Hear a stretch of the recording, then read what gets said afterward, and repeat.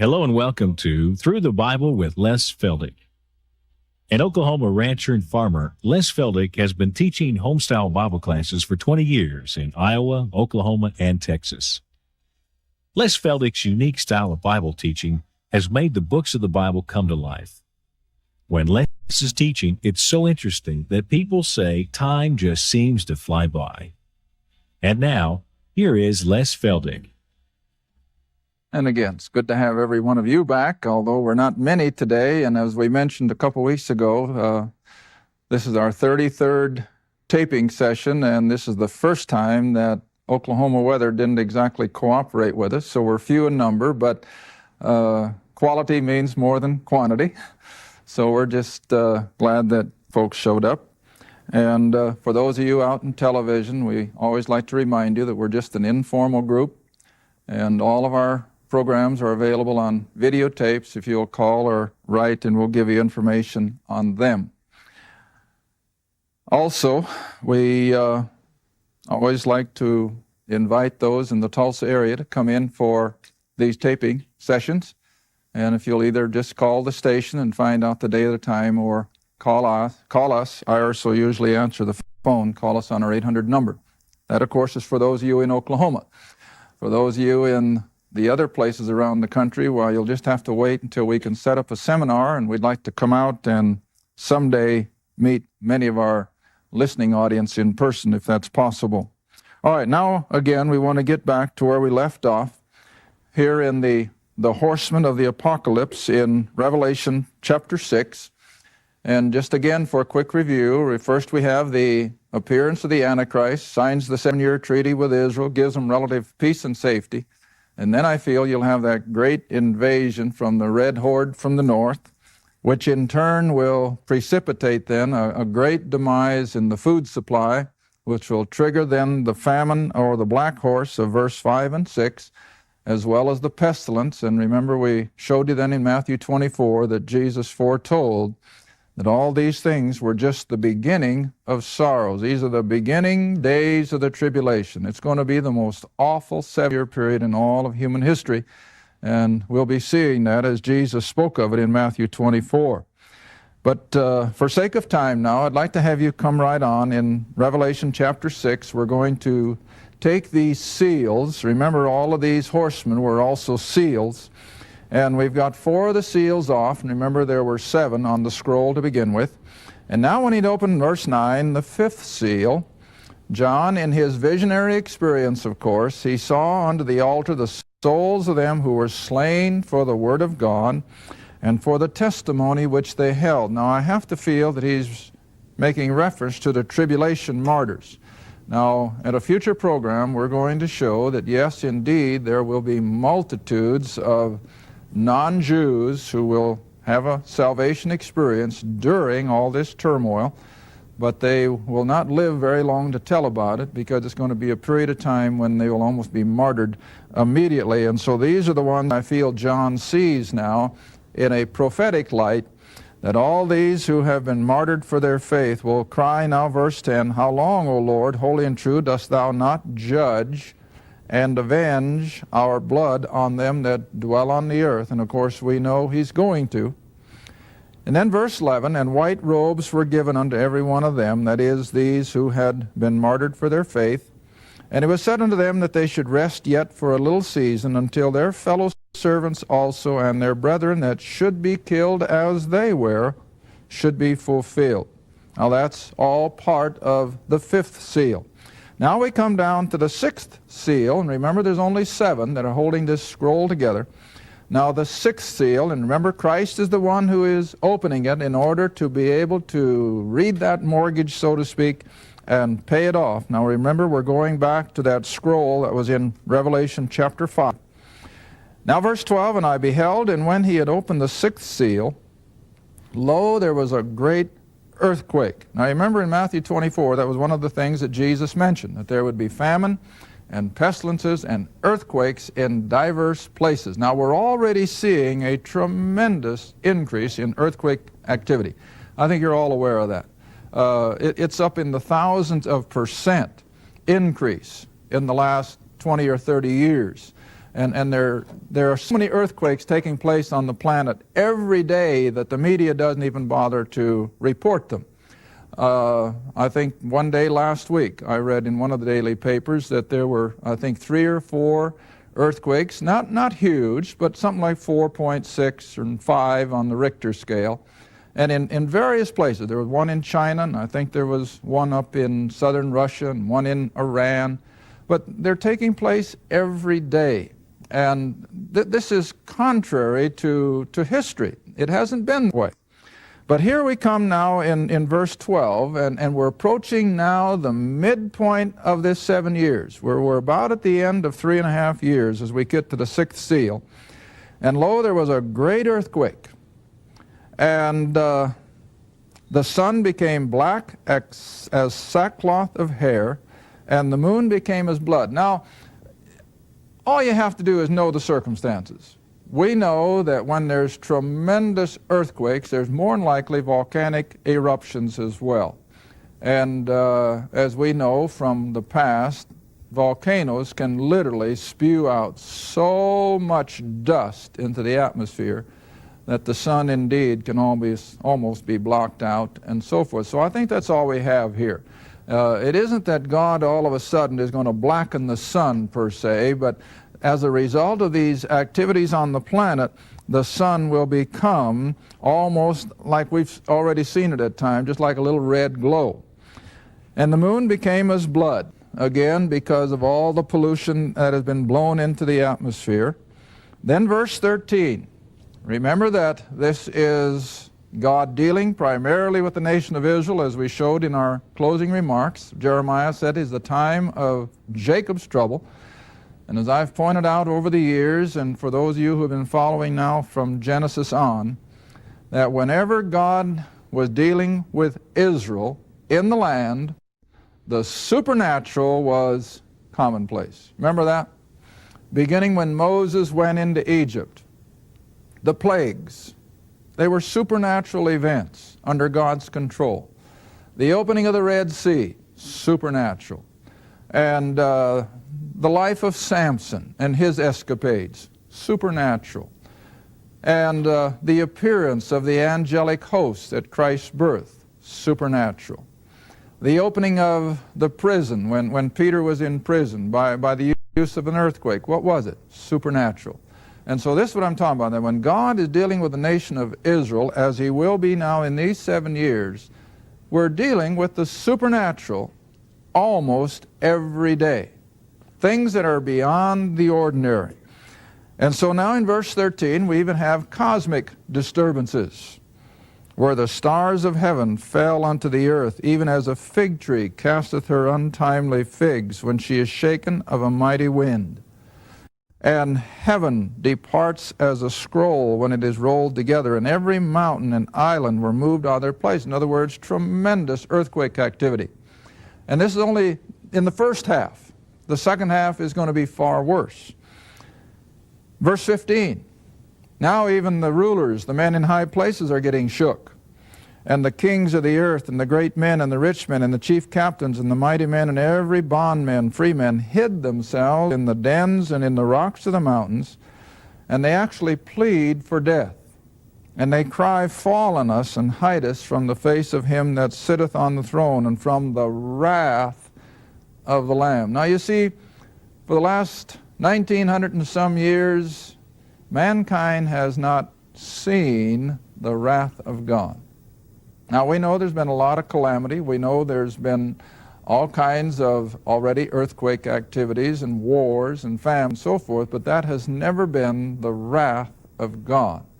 I've always maintained that the things that come on the human race that plague us are not acts of God's wrath. They are rather God permitting Satan to bring suffering and turmoil to God's creation. God is not in the business tonight of pouring out his wrath.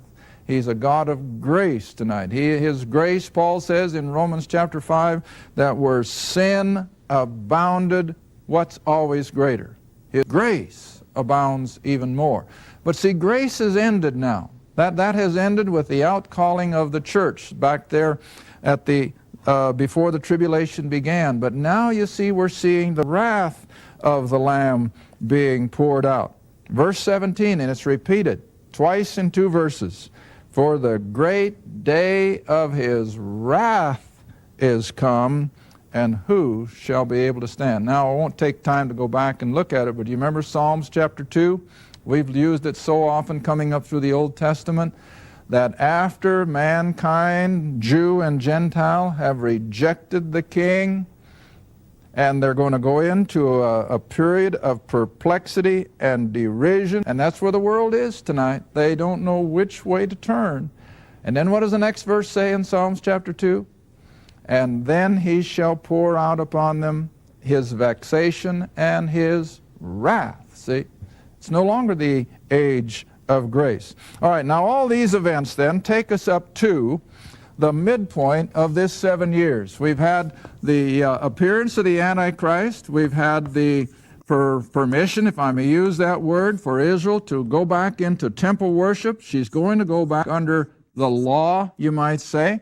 And of course, she's getting closer to that all the time. And then we have the great invasion from the north.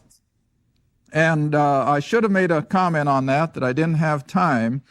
I know there are those. In fact, let's just back up, because I don't like to skip something, and just because the half hour runs out. Go back to Ezekiel, if you will, just a second, because it's a point that I think I want to point out, because it is the main argument to those who feel that this great invasion has to take place before the tribulation begins because of a 7-year element. And so that reason I want to take you back. Back to Ezekiel 39. And as a result then of this great destruction of the armies of Russia on the hills of Israel, verse 9 of Ezekiel 39, see, we ran out of time last week, and I neglected to think of it when we started this program. But now verse 9, and they that dwell in the cities of Israel shall go forth and shall set on fire and burn the weapons, that is, the residue of these great armies, both the shields and the bucklers, the bows and the arrows, and the handstaves, spears. Now, like I said, Ezekiel writes in the language of his day, but in our present time, he would have had to say, and their artillery, and their tanks, and their trucks, and their armored personnel carriers, and what have you, the weapons of war. And they shall burn them. And they shall spoil those that spoil them, and rob those that rob them, saith the Lord. And it shall come to pass that day that I will give unto Gog a place there of graves, and so on and so forth. Verse 12, 7 months shall the house of Israel be burying the dead.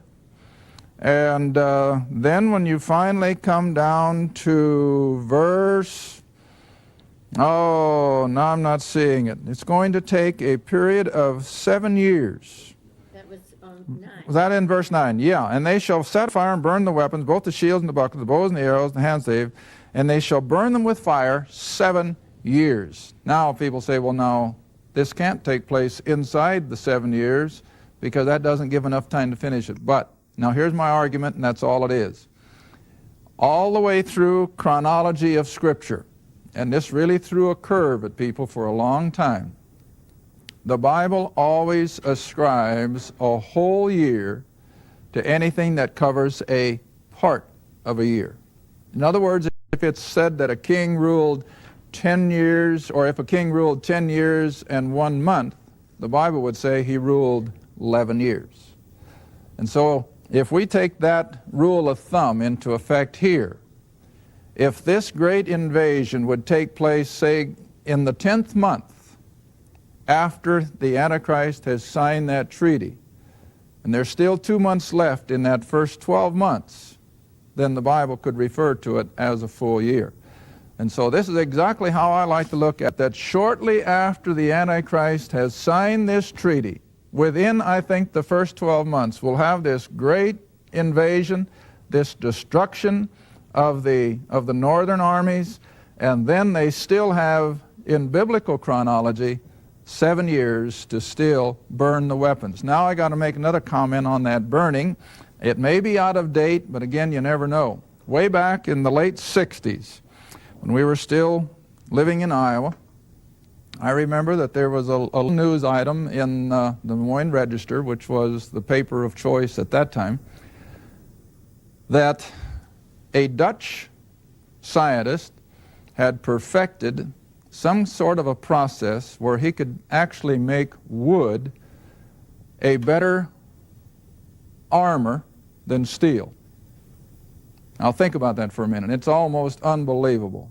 But he could make a wood product that would actually repel shells and so forth more than steel. And it was very economical, and so the Russian army just gobbled that thing up.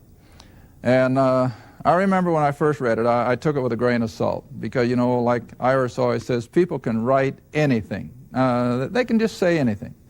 Now, well, here's another writer that is just writing to get people's attention. But then after the Six-Day War, which was in 1967, and you remember the Israeli army just annihilated the Arabs, the Egyptians, the Jordanians, and the Syrians, who had all been equipped by the Russians. And again in the Des Moines Register, and I carry that little clipping in my Bible until it turned yellow. Now this would have been back, I suppose, in about 1969, shortly after the Seven-Day War, which was in 67. And this little article was a reporter interviewing an Israeli general. And he said to this general, well, now with all of this Russian equipment that you have captured, are you going to incorporate it into the Israeli army? And you know, that's why I cut it out. You know what that Israeli general's answer was? He said, no way. He said, that stuff burns like cardboard. See? Because it was made of this supposedly wood derivative. Now, whether that's still the case, I don't know. Maybe that's long obsolete. But if it is, then you see the scripture again is so accurate that the Jewish people will literally take this equipment and use it as firewood. Because, as the general said, it burns like cardwood. Now, I'm throwing that out just... Somebody asked me about it here a while back, that they had read it, and I told him the very same thing I'm telling you. So evidently there's still something to it, but I just put these things out so that you're aware of what you read in the news and what you hear in the news and so forth, and that these things are possible. Now, it may not be anymore. Maybe the Russians quit using that stuff, but I know at the time of the Six-Day War, that was the response. It burns like cardwood. Then anyway, Israel will go about burying the dead and so on and so forth. Now, let's come back then to Revelation. I think I've picked up everything that I accidentally skipped. And like I tell people, see, that's what I like about being informal. I don't have to be so cut and dried and be so perfect, because I'm trusting that my audience isn't looking for that. They're just looking for ways that they can learn and have things put out on their own level. So now then in chapter 6 again, as we come to the end of the chapter, verse 17, let me repeat it. For the great day of his wrath is come. Now always remember this, that the Bible does not refer to the tribulation as being the actual wrath of God until the last 3.5 years. The first 3.5 are going to be bad enough, but it's not referred to as the outpouring of God's wrath until we reach this point. The last 3.5 years are going to be beyond human comprehension. Now, let's go back for just a moment to Matthew 24 again, where Jesus himself is speaking of this very thing. Matthew 24.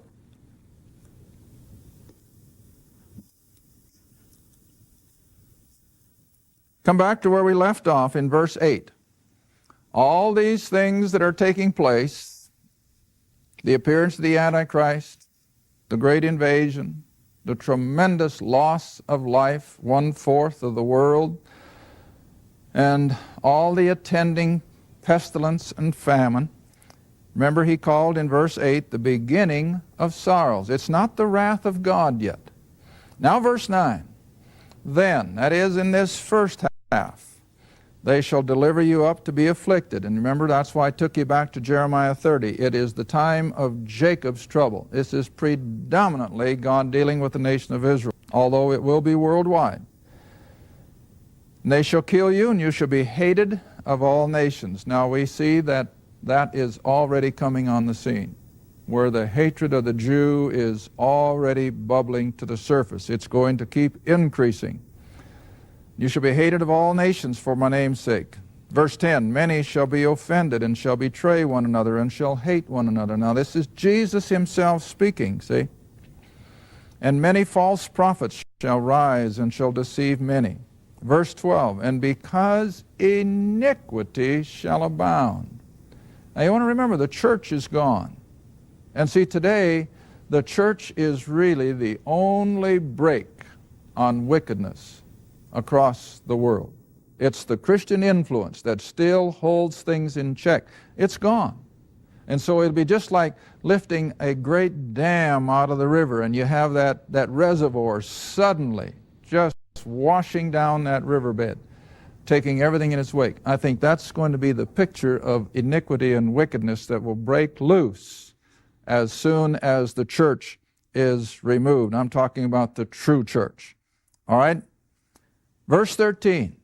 Here's a verse that has been twisted and lifted out of context and mistaught, I think, all too often.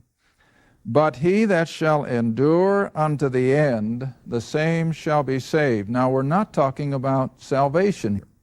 This is not salvation. We're talking about a physical surviving. And now let me take you back to Isaiah. We'll come to this again later, but for now, just turn to Isaiah chapter 24. Isaiah chapter 24. And this is exactly why Jesus said what he said, that to those who are fortunate enough to have come through this whole 7 years, they will see the light at the end of the tunnel. Now you got Isaiah 24, and you can just begin at verse 1, and we'll run off rather lightly here, and for sake of time, behold, the Lord maketh the earth empty, and maketh it waste, and turneth it upside down. Now, we're dealing with the tribulation here.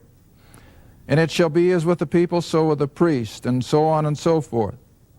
Verse 3, the land shall be utterly emptied, utterly spoiled, for the Lord hath spoken the word. The earth mourneth and fadeth away. The world languisheth and fadeth. The haughty people of the earth delay. It's going to even hit the super rich, see? Verse 5, the earth also is defiled unto the inhabitants thereof, because they have transgressed the laws, changed the ordinance, broken the everlasting covenant. Now verse 6, and watch this carefully. Therefore hath the curse devoured the earth. Remember what I said? This whole reason for the tribulation is to pay off the curse. It's going to be delivered from the curse. The earth is. All right? Read back in verse 6. And they that dwell therein are desolate. In other words, because of all the cataclysmic events that have come on the planet. Therefore the inhabitants of the earth are burned. In other words, there will be, I think, a tremendous amount of nuclear activity. What are the last four words? And few men, what? Left. In other words, there are going to be survivors. They're going to somehow or other come through these awful 7 years. Now, if you'll come back quickly with me then to Matthew 24. Matthew 24. And remember, Jesus is speaking from within his earthly ministry time frame. He's still on the earth.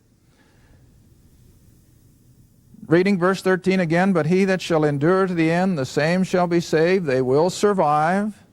And then verse 14. And what's the next word? This. Speaking of that which was contemporary with his day. And this gospel of the kingdom. Now, a lot of people twist that and make it the gospel of grace. And some people will fly off the handle and say, well, you're saying there's more than one gospel? Yes, I've said it for 20-some years and I still say it.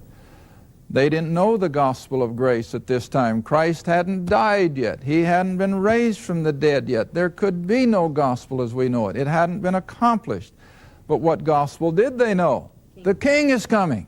See? The King is here. And it was called by Jesus over and over through the Gospels, the gospel of the kingdom. The good news that the King is ready to set up his kingdom as it was being offered to Israel. Now then, Jesus is using that backdrop, the kingdom gospel that he and the 12 had been preaching for almost 3 years now, not quite. But he said, this gospel of the kingdom, now what's the next verb? Present or future? It's future tense verb. This gospel of the kingdom shall, at a future time, be preached in all the world for a witness unto how many? All nations. And then shall the end come. Now you see, that's so simple if you just put it in its right perspective. So many people have lifted this verse out of context. Good friends of mine have lifted this verse out of context and said we have to get the gospel into every nation before the Lord can come. That's not what Jesus was talking about. The gospel of grace is a calling out of a people for his name, absolutely. But it's going to end. The tribulation is going to come in. And then Jesus said the same gospel of the kingdom that he preached in his 3 years of ministry will be proclaimed again during the tribulation. Now, can you keep that, put that up here? That the gospel of the kingdom. Now, stop and think. If that good news is proclaimed to every nation on earth, the King is coming. In how long a time frame? Well, from day one, it's just 7 years. The King is coming. And that will be the message, and we'll pick it up probably in our next program, that the 144,000 young Jewish men will preach to the world. The King is coming, and indeed he will be, see? And so this verse is spoken by Jesus himself with regard to no mention again of the church age. He skips over it from his ministry to the tribulation. But during that 7-year period, the 144,000 will proclaim the gospel of the kingdom. The King is coming. Thank you for watching Through the Bible with Les Feldick, a weekly Bible study. If you would like more information about the Les Feldick Ministries, a Bible study in your area, or about this program, write to Les Feldick Ministries, Route 1, Box 760, Kinta, Oklahoma, 74552. That's Route 1, Box 760, Kinta, Oklahoma, 74552. Through the Bible with Les Feldick is viewer supported, and your gift is appreciated. Thank you, and be sure to tune in next time for Through the Bible with Les Feldick.